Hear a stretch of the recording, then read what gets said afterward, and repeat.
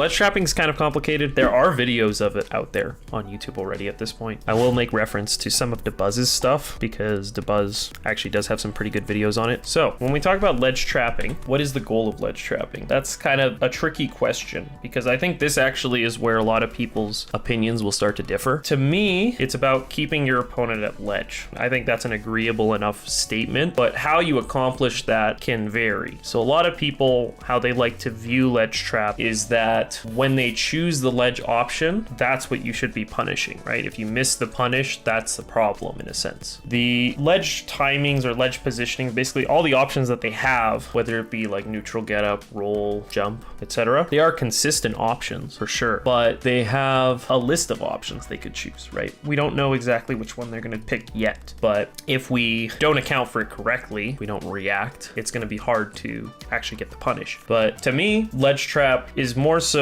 about maintaining that situation, and you maintain that situation through your spacing, not necessarily through having to directly punish. If you could get a react punish on something like a neutral get up and get it right, that's great because it probably gets you to set up into, let's say, knocking them off stage, and that could either reset the ledge trap or maybe take a stock if they're at high percent, right? So that's a good situation for you. But if you don't get the punish right away, then your priority should be about making sure they can't get away from this corner, right? That they stay where they are. And if you take advantage of that aspect, then they'll naturally return to a ledge trap situation, because eventually in this sort of more favorable neutral for yourself, because you have a lot more stage positioning than them, it's easier for you to pick the situations you want to play out. They don't have as much of that luxury, but the point being that you don't have to force your hand. You're the one in control when you're ledge trapping. I also think it's important to try and split ledge traps into types, and I like to do two types. So one is reactionary and the other is coverage. What do I mean by this? Let's take Roy for example. He's a pretty good ledge trapper. If you've ever tried to get off of ledge versus a Roy, especially if you don't have great ledge play, you'll find that it's a bit of a nightmare. And part of that has to do with the fact that he's got very fast startup on moves. He's very agile, so he can move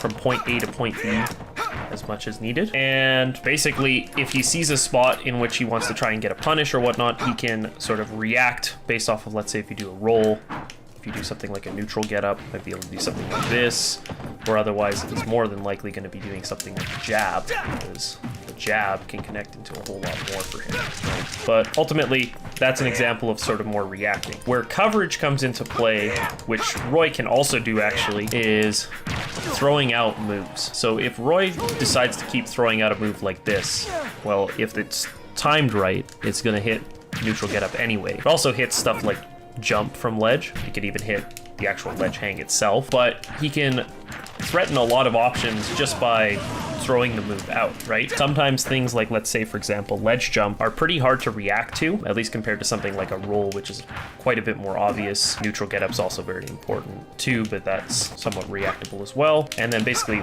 attacks from ledge as well too, by dropping off the ledge and doing like, let's say, a double jump aerial onto the stage, can also be tricky to account for, especially when you get up close. So sometimes having an option that covers the space and basically tries to say, I'm not going to let you get there that easily, helps to make the ledge trap easier for the person. And those are the two little divisions, the two separated types, reactionary versus coverage. Character can use both of them. And if you're playing a certain character, if you're trying to improve your ledge trap, try to think about which version might be more helpful for you. Can your character do both well? Is your character better at one or the other, right? For ledge trap types, there are some cons to both of them. So for reactionary coverage, the downside is it's very much dependent on your execution. If you don't react correctly, you probably missed the opportunity, right? They probably got on stage. So it asks a lot out of yourself. For coverage, let's say, for example, I'm just deciding to do nair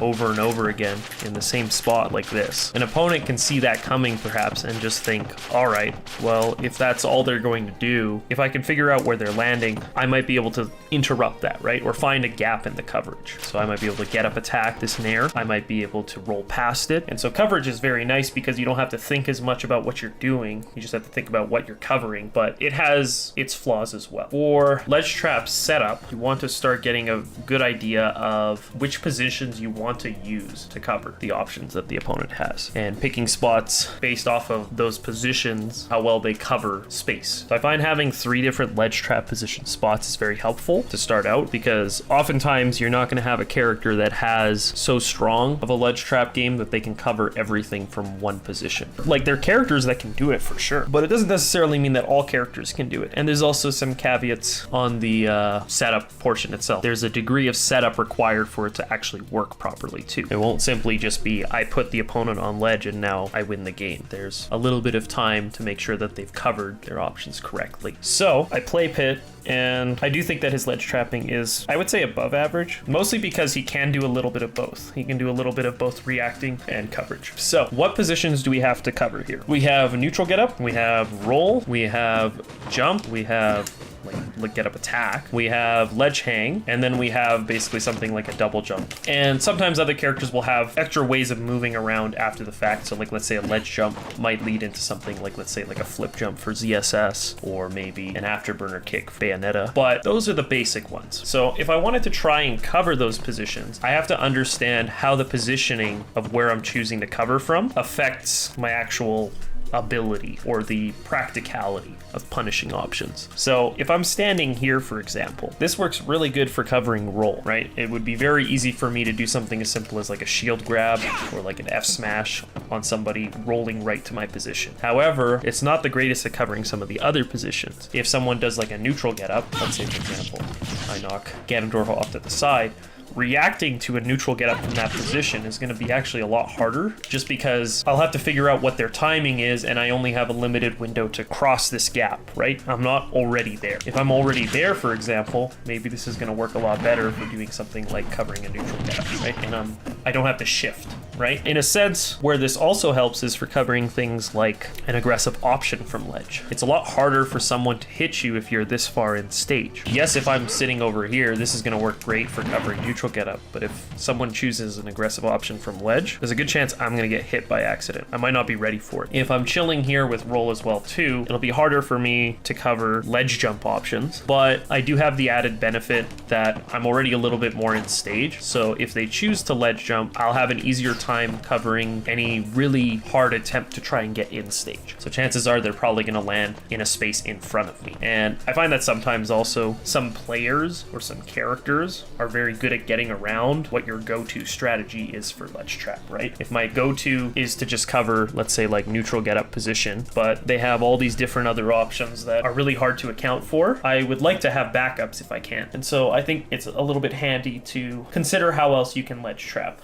This is something that you will hear from other Smash tubers as well, people who play the game competitively. They'll often say to try and make sure that you don't keep the person comfortable at ledge. Again, I'll give some reference back to Dabuz because one of his videos is about a Toon Link trying to ledge trap, but the positioning that the Toon Link had chosen wasn't really covering very much, right? And so why do we want to cover ledge, or why do we want to at least threaten it? It has to do with the fact that it affects ledge timing. So when we try to react to options, or when we try to cover options, the one huge mix-up that the opponent has is their ledge timing. They can change when they choose their option. So when they grab ledge, they can choose to just press it right away, right? They could delay for quite a while. They could pick somewhere in between the range that I just did there. They could wait really, really long time, right? You don't fall for a decent while off of the ledge. So if you can threaten at the very least that when someone's invincibility is going to wear out, so blue is invincibility, when this timing wears out, you want the opponent to be thinking that by this point that they've already had to choose an option. And the only way that you're really going to get that to happen is you have to threaten it to some degree. Doesn't necessarily mean you always have to be chilling there and put in a position. Like, so for example, if I'm chilling here,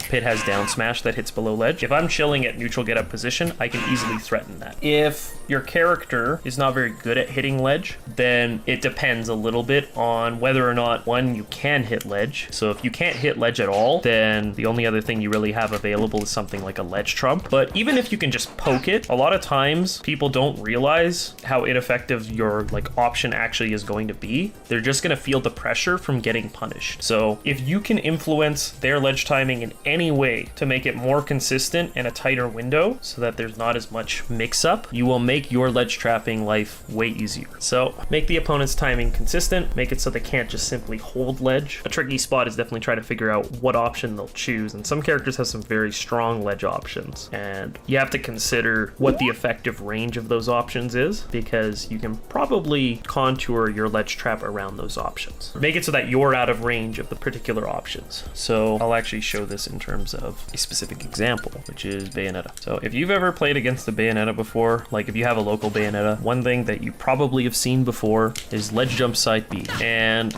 it's difficult to punish because it's very fast, and it actually offers quite a bit for the Bayonetta, right? Because basically if they get this hit, it might even be able to combo. Why not go for it, right? Potentially it could be very helpful for you in addition to getting off of ledge. I don't play Bayo, so I apologize for not being able to combo off of it, but I swear it's possible. So it has an effective range. However, there's kind of a downside to it in the sense where a lot of Bayo players will just sort of autopilot it, and it is a very strong option even if someone tries to shield it per se. But if I wanted to really sort of counter this option specifically, what I might do is I would basically try and figure out where's the limit. Where would this start to miss? If I wanted to stay outside of range, I could chill from this position here, right? And basically, no matter what they try, it's not going to hit me. If I wanted to be a little bit more kind of smart about it, a lot of times you could also use your crouch to go underneath it. But ultimately, if you nullify this option's effectiveness, because if I decide as Bayonetta here, if I decide I'm going to do an ABK,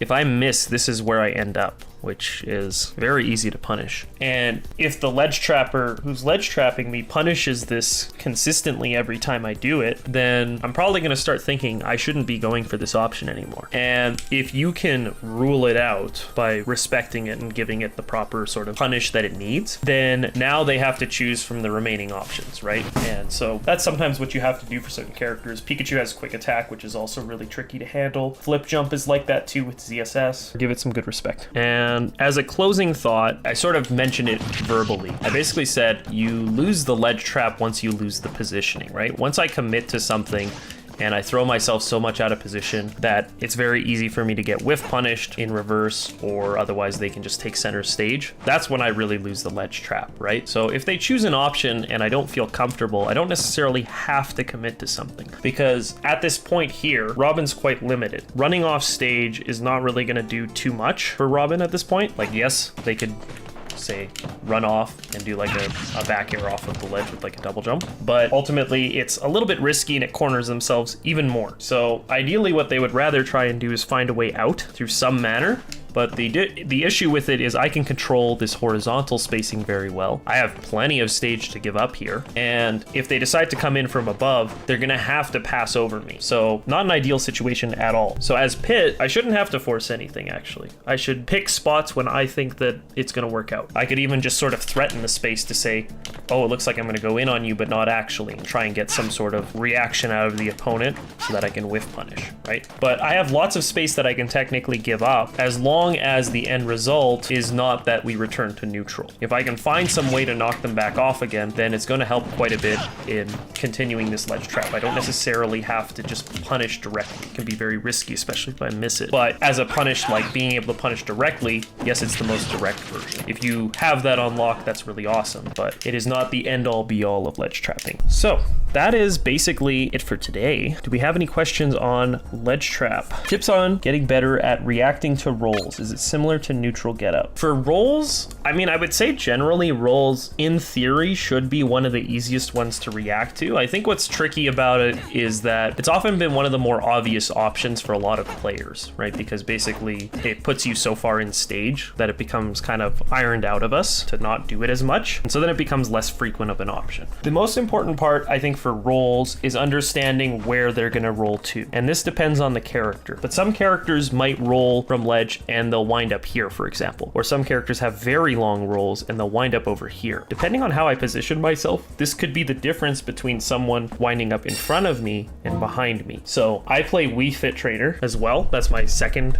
main, and she has the, I think, second longest roll. So I often take advantage of that because I try to take advantage of someone's setup position, basically making sure that they aren't just simply waiting for me to do the roll. And if I think that I've actually got them in a position where I'm going to roll behind them, I might just do that because they're not ready for it. But oftentimes you can start from somewhere else and still be able to react to roll in some manner. I would say probably if you find that you're struggling to react to it, it might require a little bit more consideration of how effective your coverage of the other options is. Is there a reason that the person has chosen to roll? Is it because it feels like everything else isn't going to work, if that makes sense? And if so, like, I mean, that's a really good thing because then it makes it feel like they have to choose a roll. And if you know that, then you can take advantage of it. But it also means that you may not necessarily need to go full tilt with your ledge trap, right? If you've already accomplished the task of covering everything else, you can wait to see if they're going to do something like a roll or whatnot. Or otherwise, if you choose an option but then back off, maybe you might be able to force other sort of situations. What's tricky about it is we always feel like we want to be doing things, and we definitely do, but the more that we can accomplish things without throwing out moves, the easier it is to start reacting to things. I actually should mention one more thing now that I think about it. I linked 2 Dabuz videos earlier. The second video that he has, which actually, this is the video that I found was very helpful for my own ledge trapping, is he has a concept called ledge trap flow. And the idea is that once you have good mastery of these different ledge trap positions,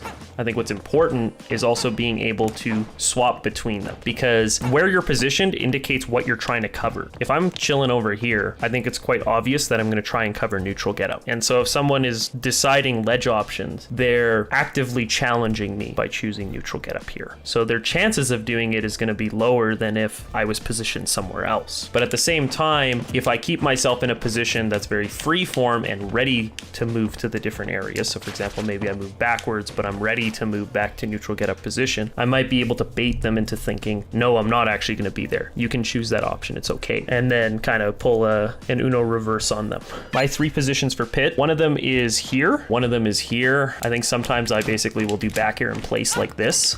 So I guess this is another one. I could do one like, for example, from this position as well too, and have it so that I can drop through with the back air on reaction or down air. But generally what I use for the most part is this position, and then something like this. And basically I can swap between them quite easily because they're all in a similar position. As I wind up for something like a back air, it's quite easy for me to end up dashing back to get ready for the roll or to turn around for a grab, right? That basically is it. We've basically covered everything for now. There's definitely a lot more we could go into, but hopefully it was entertaining for everybody. Appreciate it for everybody watching. Stay tuned. I will be putting out some more Smash content soon, but I will see you folks later.